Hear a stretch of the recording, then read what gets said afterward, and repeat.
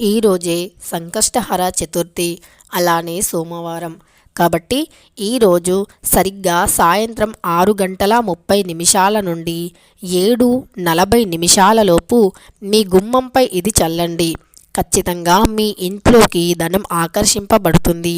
మీ ఇంటికి తగిలిన దుఃఖాలు, దోషాలు, అదేవిధంగా చెడు శక్తులు అనేవి ఖచ్చితంగా తొలగిపోతాయి.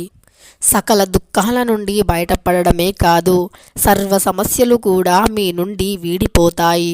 అలానే ఈరోజు సంకష్టహర చతుర్థి, అలానే సోమవారం. సోమవారం అంటే పరమశివునికి చాలా ఇష్టం. హిందూ ధర్మాల ప్రకారం ఒక్కొక్క రోజుని అంటే ఒక్కొక్క వారాన్ని ఒక్కొక్క దైవానికి అంకితం ఇవ్వబడినది. అదేవిధంగా సోమవారం అంటే పరమశివునికి చాలా ఇష్టం. సోమవారం శివుడికి అంకితం ఇవ్వబడినది. ఇక ఆ పరమశివుణ్ణి నమ్ముకున్న వారికి ఎలాంటి దుఃఖాలు, శోకాలు ఉండవు. అంతేకాదు, వారు ఎంత కష్టంలో ఉన్నా, ఎంత బాధల్లో ఉన్నా, ఎంత అయోమయ పరిస్థితుల్లో ఉన్నా సరే, ఒక్కసారి పరమశివుణ్ణి మనస్ఫూర్తిగా ధ్యానించి, నమస్కరించి, ఒక్క చెంబెడు నీటిని మీ చేయితో సమర్పించి స్వామివారిని కోరికను అడగండి. అడిగిన వరాన్ని అడిగిన విధంగా ఇచ్చేవారినే బోలాశంకరుడు అంటారు. బోలాశంకరుడు అంటే ఇలా అడగగానే అలా వరాల వర్షాన్ని కురిపించేవారే బోలాశంకరుడు. అయితే మరి ఆ పరమశివునికి ఇష్టమైనటువంటి రోజు ఈ రోజున ఎవరైతే ఇంటి సింహద్వారం ముందు ఇది చల్లుతారో అలాంటి ఇంట్లోకి శివుని అంశ అనుగ్రహంతో పాటు లక్ష్మీదేవి అనుగ్రహం, గణపతి యొక్క అనుగ్రహం కూడా కలుగుతుంది. ఎందుకంటే సంకష్టహర చతుర్థి అనేది గణపతికి చాలా ఇష్టమైనటువంటిది. సంకష్టహర చతుర్థి అంటే అంటే కష్టాలను తొలగిస్తుంది అని అర్థం. కాబట్టి ఈరోజు సాయంకాలాన మీ ఇంట్లో ఈశాన్యం దిక్కున ఒక పీటను ఏర్పాటు చేసి ఆ పీట పైన ఎర్రని వస్త్రాన్ని ఉంచండి. తరువాత ఆ పీటపై కొన్ని బియ్యాన్ని పోసి ఆ పీట పైన గణపతి, లక్ష్మీదేవి విగ్రహాలను లేదా పటాలను పెట్టండి. అలా పెట్టేసి గణపతికి గరికను, ఎర్రని గన్నేరు పూలు, మందారం పూలను సమర్పించండి. అలానే 11 గన్నేరు పూలను సమర్పిస్తూ ఓం గం గణేశాయ నమః అంటూ 11 సార్లు జపించండి. అలానే లక్ష్మీదేవి పటానికి కూడా ఒక్కొక్క మందారం పుష్పం, గన్నేరు పుష్పాలను సమర్పించండి. అలా సమర్పించడం వల్ల మీ ఇంట్లోకి ఎలాంటి చెడు శక్తులు రావు. ఒకవేళ వచ్చినవి కూడా తొలగిపోతాయి. ఇక మనకు ఆపదలు, కష్టాల నుండి గణపతి ఆదుకుంటారు. మన పనుల్లో ఉండే ఆటంకాలను తొలగిస్తాడు ఆ విఘ్నేశ్వరుడు. అంతేకాదు, మన సాంప్రదాయాల ప్రకారం ఖచ్చితంగా మన హిందూ సాంప్రదాయాల ప్రకారం ఏదైనా పూజ, శుభకార్యం, వ్రతం, వివాహ బంధం ఏదైనా కానివ్వండి, శుభకార్యం జరిగే సమయంలో ఖచ్చితంగా ముందుగా విఘ్నేశ్వరుణ్ణి పూజించాకే ఇతర కార్యక్రమాలను పూర్తి చేస్తూ ఉంటాము. ఇది మన సంస్కృతి ధర్మాల ప్రకారం ఖచ్చితంగా చేయవలసిన పని. ఇలా మనం ముందుగా విఘ్నేశ్వరుణ్ణి పూజించి మిగతా కార్యక్రమాలను మనం మొదలు పెడుతూ ఉంటాము. ఇలా పెట్టడం వల్ల ఖచ్చితంగా ఆ పనిలో విజయం కలుగుతుంది, పూజ సంపూర్ణం అవుతుంది, పూజకి తగిన ఫలితం వస్తుంది అని పెద్దలు చెబుతున్నారు. అంతటి అగ్రస్థానాన్ని పొందారు వినాయకుడు. కాబట్టి వినాయకునికి ఎంతో ఇష్టమైనటువంటి సంకష్టహర చతుర్థి సోమవారంతో కలిసి రావటం చాలా విశేషం. ఇక పరమశివుని అనుగ్రహంతో పాటు విఘ్నేశ్వరుని అనుగ్రహం, లక్ష్మీదేవి అనుగ్రహం కలగడానికి అనుకూలమైనటువంటి రోజు. కాబట్టి ఈరోజు సాయంకాలాన ఈ విధంగా పూజించండి.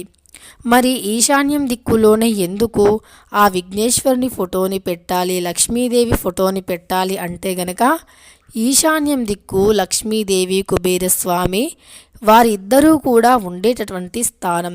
అలానే గణపతి కూడా ఈశాన్య దిక్కులోనే ఉంటారు అని శాస్త్రం వివరిస్తుంది.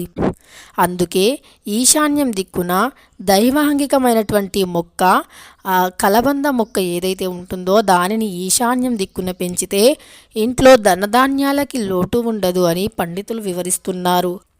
అలానే ఇంటి సింహద్వారం అనేది చాలా గొప్పది, ఎంతో ముఖ్యమైనటువంటి ప్రాముఖ్యతను పొంది ఉంది. వాస్తు శాస్త్రం ప్రకారం ఇంటి యొక్క సింహద్వారానికి చాలా ప్రాముఖ్యత ఉంది. కాబట్టి ఇంటి సింహద్వారానికి సాయంకాలాన ఇరువైపులా కూడా దీపాన్ని వెలిగిస్తే ఆ ఇంట్లోకి లక్ష్మీదేవి వస్తుంది అని, ఆ ఇంటికి లక్ష్మీ కళ ఉట్టిపడుతుంది అని పండితులు వివరిస్తున్నారు. అంతేకాదు, ఇంటి సింహద్వారాన్ని ఎల్లవేళలా పరిశుభ్రంగా ఉంచుకోవాలి. సింహద్వారంపై దగ్గర ఉండే గడపని ఖచ్చితంగా కడిగి పసుపు కుంకుమ బొట్లతో అలంకరించాలి. ఇంటి గుమ్మం దగ్గర కానీ, గుమ్మం ముందు లేదా గుమ్మం పైన కానీ స్త్రీలు కూర్చోరాదు.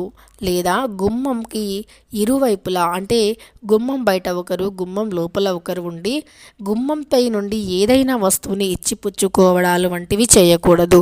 అలా చేస్తే మీ ఇంట్లో ఉన్న లక్ష్మీదేవి బయటికి వెళ్ళిపోతుంది. ఇక అమ్మవారికి ఆగ్రహం చాలా వస్తుంది. అమ్మవారి ఆగ్రహానికి గురి అయిన తరువాత మీరు అష్ట కష్టాలు పడిన అమ్మవారు మళ్ళీ మీ ఇంట్లోకి రారు.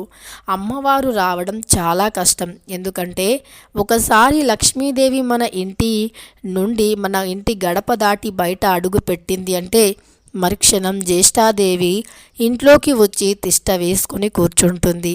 కాబట్టి ముందుగా మనం లక్ష్మీదేవిని బయటికి వెళ్ళకుండా చూసుకోవాలి. అలా ఉన్నప్పుడే మన ఇంట్లోకి ఏ దుష్టశక్తులు కూడా చొరబడవు. ఇక అలా ఉండాలి అంటే ముఖ్యంగా పాటించవలసిన విషయాలలో గుమ్మానికి బయట వైపు ఉండి గుమ్మం లోపల వైపు నుండి ఏదైనా వస్తువుని ఇవ్వకూడదు.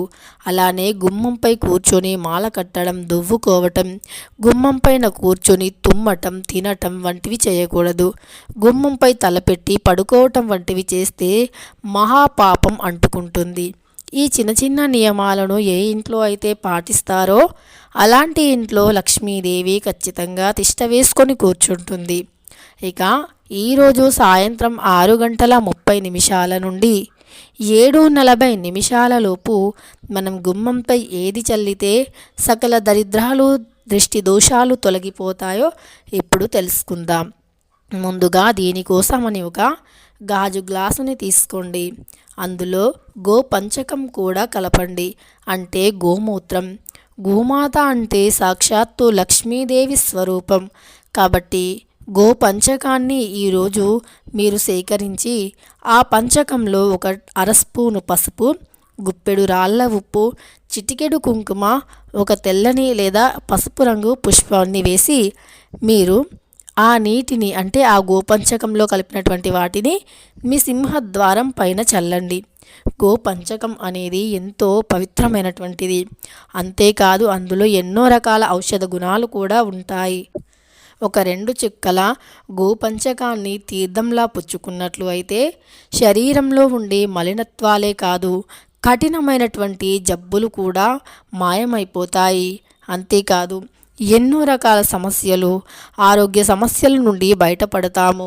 ఈ విధంగా గోపంచకంతో ఈ చిన్న పరిహారం చేస్తే చాలు, సకల దుఃఖాలు తొలగిపోయి అష్టైశ్వర్యాలు కలుగుతాయి. ఈ విధంగా చేయటం వల్ల ఇంట్లోకి వచ్చే చెడు క్రిములు కూడా దూరం అయిపోతాయి. మనం ఎన్నోసార్లు బయటికి వెళుతూ వస్తూ ఉంటాము. ఆ సమయంలో ఇంటి సింహద్వారం నుండే లోపలికి రావడం, బయటికి వెళ్ళడం చేస్తూ ఉంటాము. కాబట్టి అలాంటి సమయంలో ఇంట్లోకి ఎలాంటి చెడు శక్తి రాకుండా ఉండాలి అంటే ఈ చిన్న పనిని చెయ్యండి. ఈరోజు సాయంకాలం ఖచ్చితంగా మీకు మంచి జరుగుతుంది. వీడియో నచ్చితే లైక్ చేయడం మర్చిపోకండి.